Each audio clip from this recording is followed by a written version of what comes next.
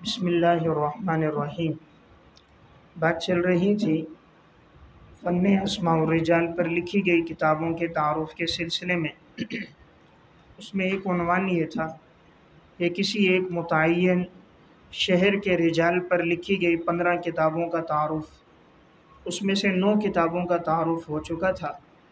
आज के दर्स में 10वें नंबर पर किताब है अत-तदवीन फ़ी अख़बार क़ज़वीन।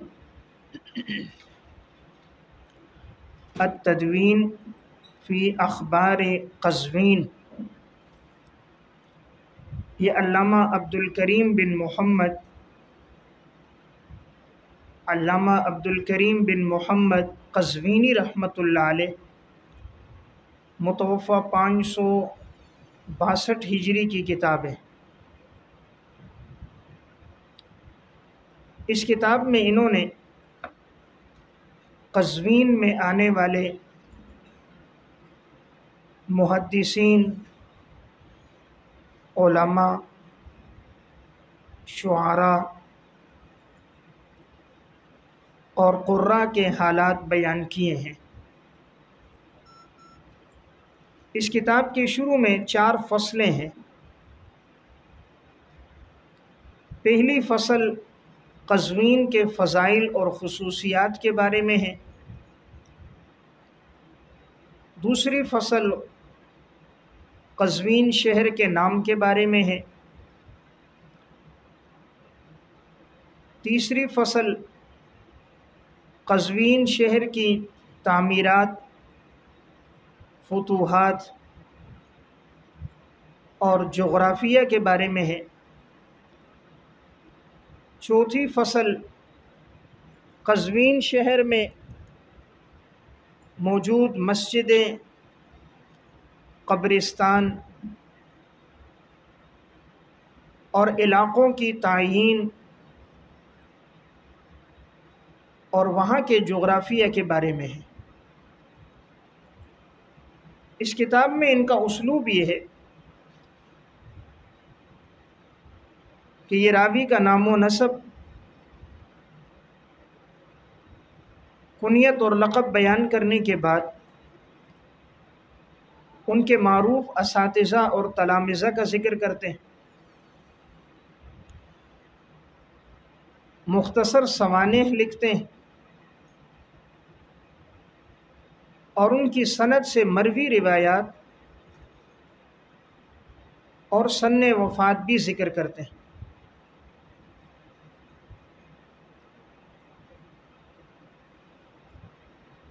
लेकिन मुसन्निफ़ ने इन तमाम चीज़ों का एहतमाम आखिर तक नहीं किया, तो इसलिए बाज़ तराजिम तो इसमें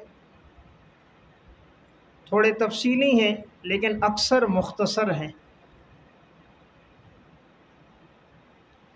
ये किताब 4 जिल्दों में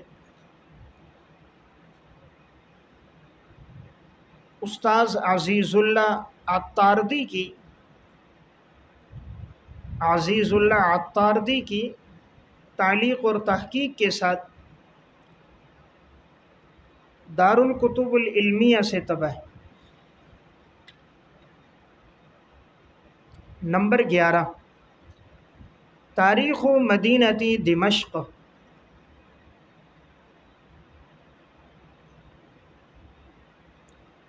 अल्लामा इब्ने असाकिर रहमतुल्लाह अलैह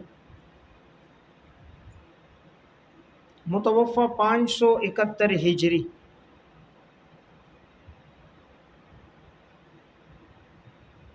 मुसन्निफ़ मसलक के एतबार से शाफ़ई आलिम और मुहद्दिस हैं।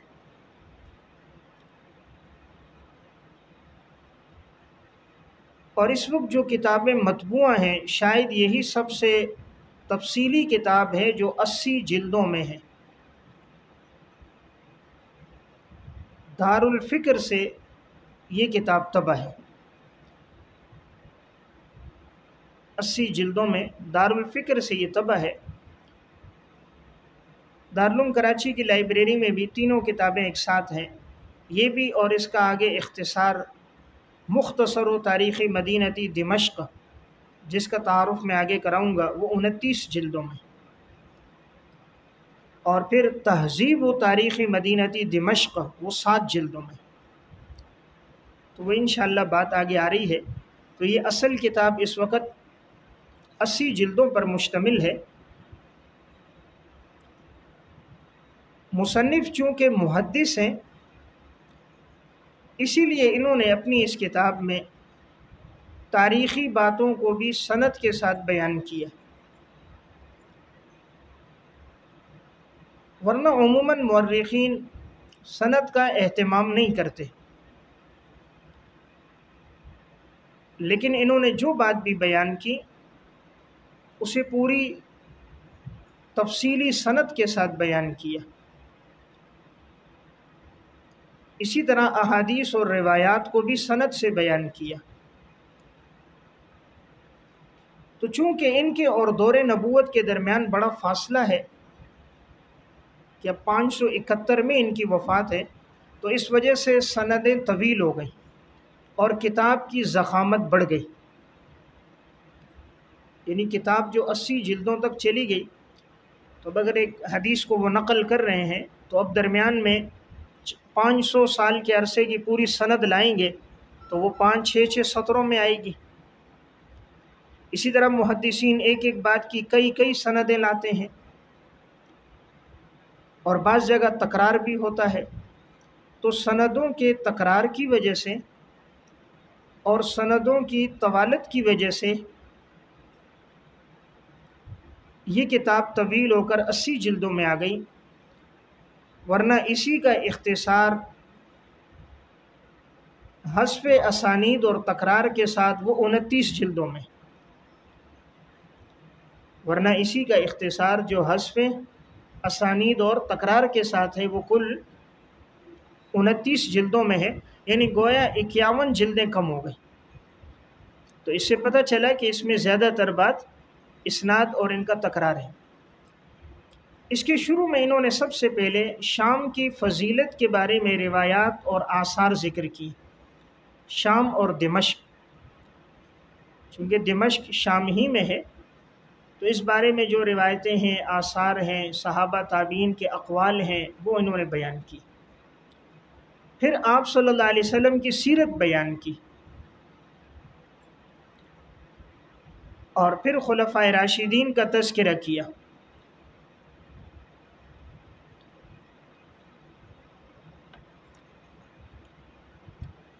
ان کی ترتیب یہ ہے کہ انہوں نے حروف معجم کی ترتیب پر اپنی کتاب میں تراجم ذکر کی،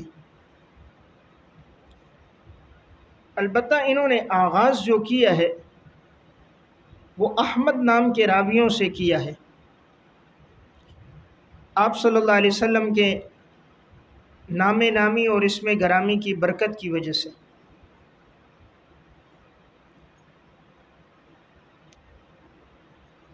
یاد رہے کہ اس میں صرف دمشق میں آنے والوں کے حالات نہیں ہیں، بلکہ شام کے جتنے بھی شہر ہیں، شام کے جتنے بھی شہر ہیں ان میں بھی اگر کوئی آیا ہے یا پیدا ہوا ہے یا وہاں سے گزرا ہے یا وہاں کی سکونت اختیار کی ہے، ان کے بھی احوال ہیں۔ تو یہ جو نام ہے نا، یہ پوری اس شہر کا احاطہ نہیں کر رہا، نام سے تو پتہ چل رہا صرف دمشق والوں کا ذکر ہے، حالانکہ دمشق کے علاوہ بھی جو لوگ شام میں آئے ان سب کا بھی ذکر ہے۔ تو اس سے معلوم ہوا کہ نام جو ہے وہ دمشق کے تمام شہروں کا استیعاب نہیں کر رہا۔ اب دمشق شاید انہوں نے نام اس لیے رکھا کہ یہ مشہور شہر تھا، دارالخلافہ تھا، تو اسی لیے اس کی طرف نسبت کر دی اپنی کتاب کی۔ انہوں نے جب شام کے فضائل بیان کیے تو وہیں شام کی فتوحات، جغرافیہ، وہاں کی مساجد، نہریں، وہاں کی عمارات، محلات اور معروف درسگاہوں کا بھی ذکر کیا۔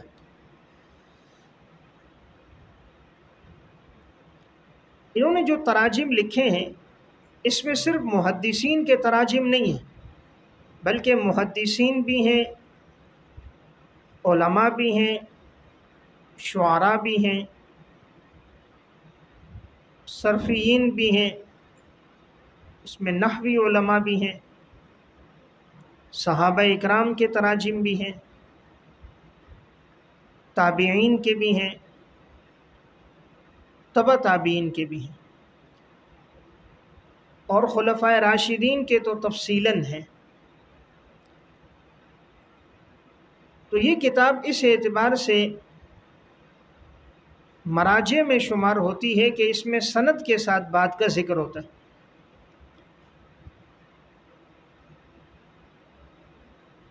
سند کے ساتھ لکھی جانے والی کتابوں میں شاید یہ سب سے آخری کتاب ہے، اس لحاظ سے کہ اس کے بعد جو محدثین آئے انہوں نے اپنی سند سے کتابوں کو نہیں لکھا،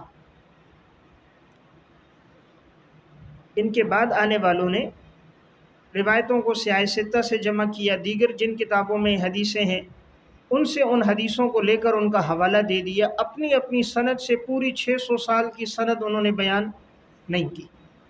کہیں ایک آدھ راوی کے ترجمے میں تو کر لیتے ہیں، لیکن پوری کتاب کا التزام، استیعاب اور احاطہ ان کے بعد نہیں کیا۔ تو یہ اس اعتبار سے شام کے بڑے محدث رہے کہ انہوں نے ہر بات میں سند کا التزام کیا اور پوری سند اس کی بیان کی۔ اس میں ان کا منہج یہ ہے، سب سے پہلے راوی کا نام و نسب، ان کے اساتذہ اور تلامذہ، پھر ائمہ جرح و تعدیل کے اقوال، توثیقاً ہو یا جرحاً ہو تو ان کے اقوال بیان کیے، اور پھر ان کی زندگی کے واقعات۔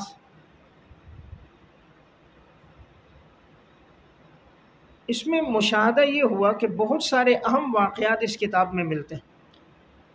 اب حضرت ابوبکر صدیق رضی اللہ تعالیٰ عنہ کے حالات میں جب خلیفہ اول کی باتیں، اس طرح خلیفہ دوم، خلیفہ سوم، اور ابھی عنوان چل رہا ہے خلیفہ چہارم، تو اس میں ان کے واقعات بہت زیادہ ملتے ہیں، سند کے ساتھ لاتے ہیں۔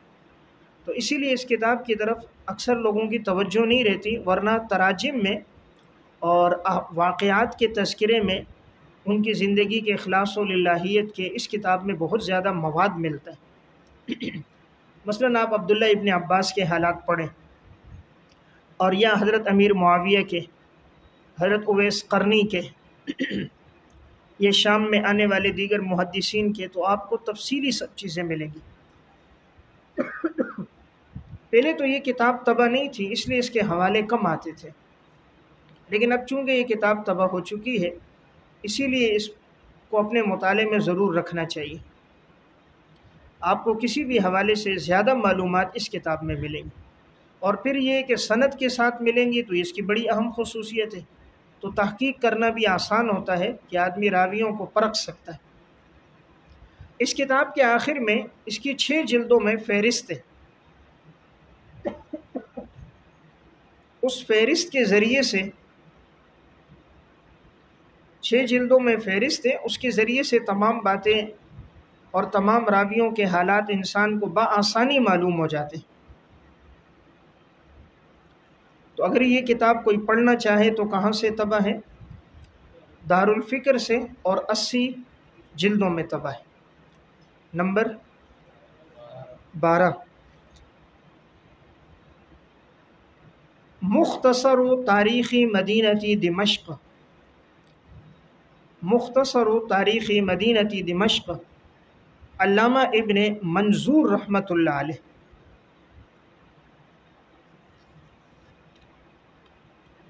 متوفی 711 ہجری۔ یہ علامہ ابن منظور وہی عالم ہیں جنہوں نے لغت کی سب سے جامع اور مفصل کتاب لسان العرب لکھی ہے۔ تو یہ اپنے دور کے بڑے لغوی، نحوی اور مورخ گزرے۔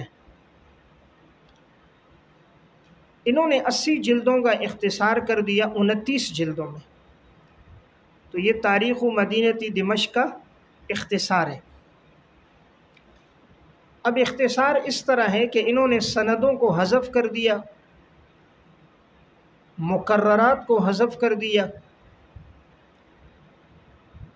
اس طرح بعض وہ تراجم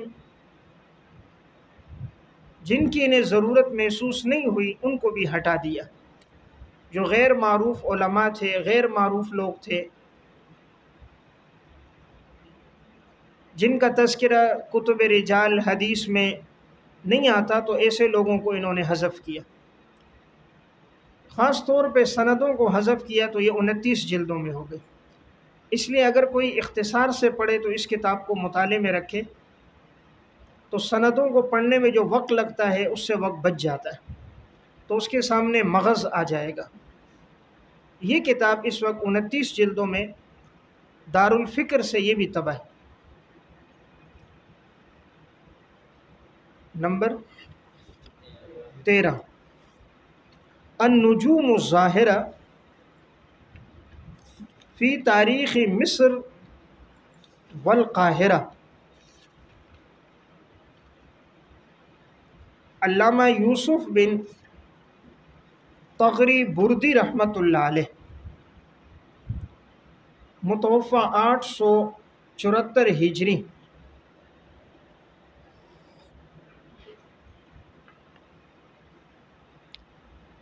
اس میں مصنف نے سنین کی ترتیب پر سن 20 ہجری سے شروع کر کے 872 ہجری تک کی مصر اور قاہرہ کی تاریخ لکھی۔ یعنی یہ کتاب صرف مصر اور قاہرہ کے اہل علم، محدثین اور علماء کی سوانح پر مشتمل ہے۔ چونکہ مصر کی فتح 20 ہجری میں ہوئی ہے، حضرت عمر بن عاص رضی اللہ تعالیٰ عنہ نے کی، تو وہیں سے انہوں نے اپنی کتاب کا آغاز کیا، اور پھر ہر سن ہجری میں پیش آنے والے واقعات بھی لکھے، اور مصر اور قاہرہ میں آنے والے صحابہ، تابعین، تبع تابعین، علماء اور محدثین کا تذکرہ بھی کیا۔ اس کتاب میں صرف علماء کا تذکرہ نہیں ہے، بلکہ وزراء، ادباء، شعراء اور قراء کا تذکرہ بھی ہے۔ یہ کتاب اس وقت 16 جلدوں میں وزارت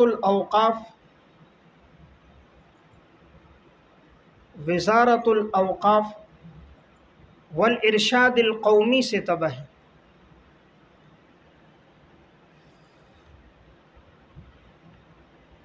نمبر 14،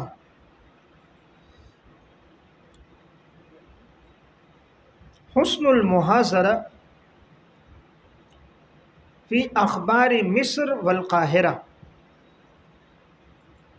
حسن المحاضرہ فی اخبار مصر والقاہرہ، علامہ جلال الدین سیوطی رحمۃ اللہ علیہ، متوفہ 911 ہجری۔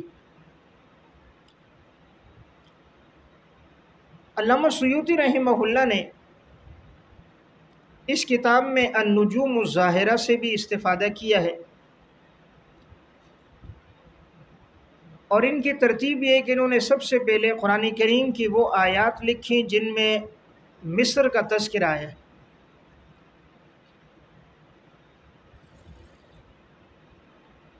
پھر وہ احادیث بیان کی جن میں مصر کا ذکر آیا ہے، اسی طرح تابعین، تبع تابعین کے اقوال بیان کیے،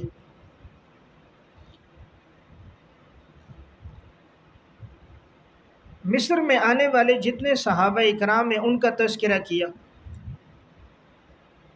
عموماً یہ عنوان باندھتے ہیں ذکر من دخل مصر من الصحابہ، مصر میں کون کون سے صحابہ ہیں. پھر اسی طرح من کان بمصر من الائمۃ المجتہدین، مصر میں آنے والے ائمہ مجتہدین کون کون تھے. اس طرح ذکر من کان بمصر من الفقہاء الشافعیۃ والمالکیۃ والحنفیۃ والحنابلہ، چاروں مکتب فکر کے جو فقہا، علماء، محدثین مصر اور قاہرہ میں آئے ہیں، انہوں نے سب کا تذکرہ سن ہجری کی ترتیب پر کیا. تو اس کتاب میں بھی انہوں نے صرف علماء کو نہیں لیا بلکہ وزراء، شعراء اور سلاطین کے تراجم بھی لکھے. عموماً ان کا ترجمہ 8 سے 10 سطروں میں ہوتا ہے.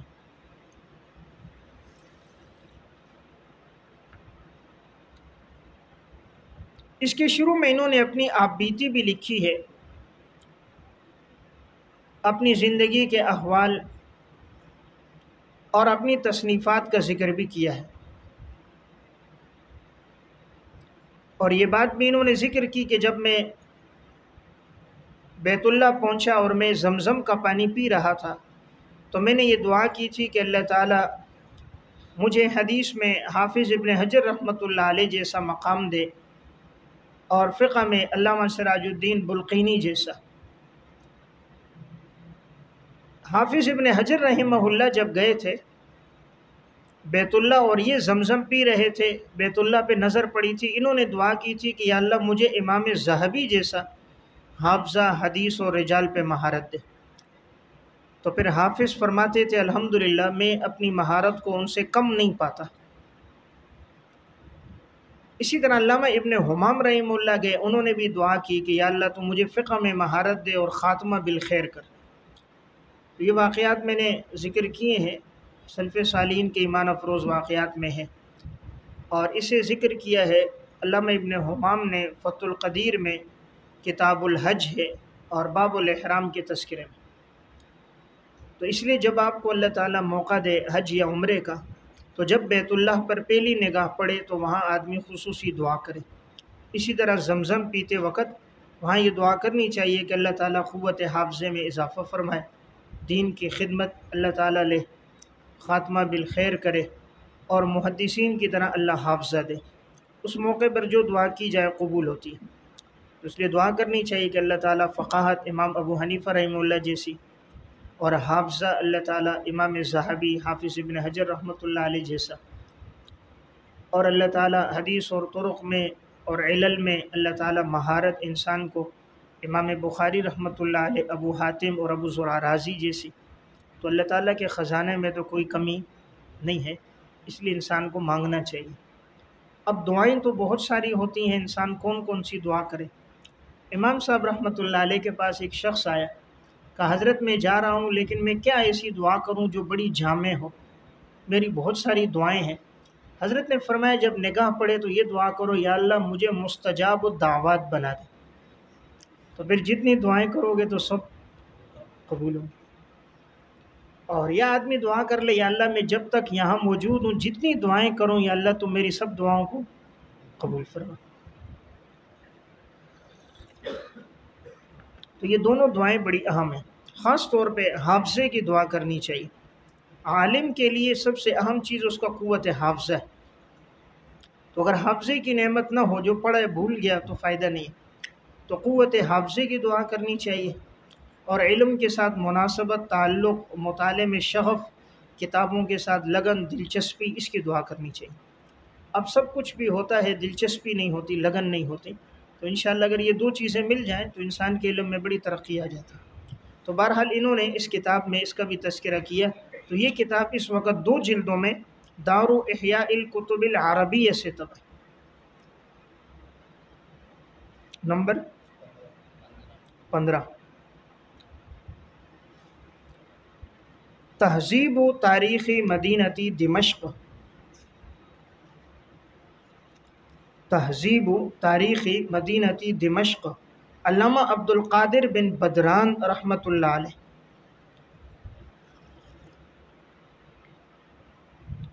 متوفہ 1346 ہجری۔ اس میں انہوں نے تاریخ و مدینتی دمشق، وہی جو 80 جلدوں میں کتاب تھی، تو انہوں نے اسناد اور مقررات کو حذف کر کے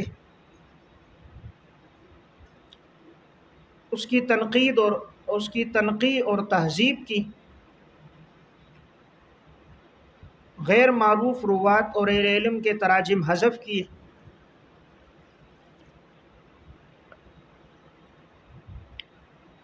انہوں نے اس کتاب کو حرف الف سے شروع کیا، حرف عین تک پہنچے تھے کہ ان کا انتقال ہو گیا۔ تو یہ کتاب مکمل نہیں ہو سکی، یہ کتاب مکمل نہیں ہو سکی۔ اگر یہ مکمل ہو جاتی تو یہ تاریخ و مدینتی دمشق کی بہترین تنقیح، تہذیب اور تلخیص ہوتی، لیکن اس وقت جو یہ موجود ہیں یہ 7 جلدوں میں ہے، 7 جلدوں میں ہے۔ تو اس کتاب کی ترتیب بھی وہی ہے جو اصل کتاب کی ہے، تاریخ و مدینتی دمشق کی۔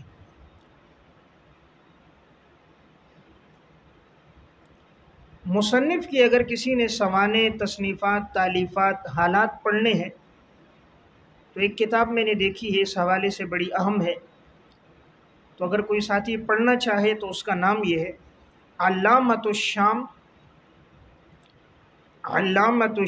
عبد القادر بن بدران الدمشقی، حیاتہ و آثارہ، حیاتہ و آثارہ، یہ کتاب دار البشائر الاسلامیہ سے طبع ہے۔ مصنف اس کے علامہ محمد بن ناصر عجمی ہیں،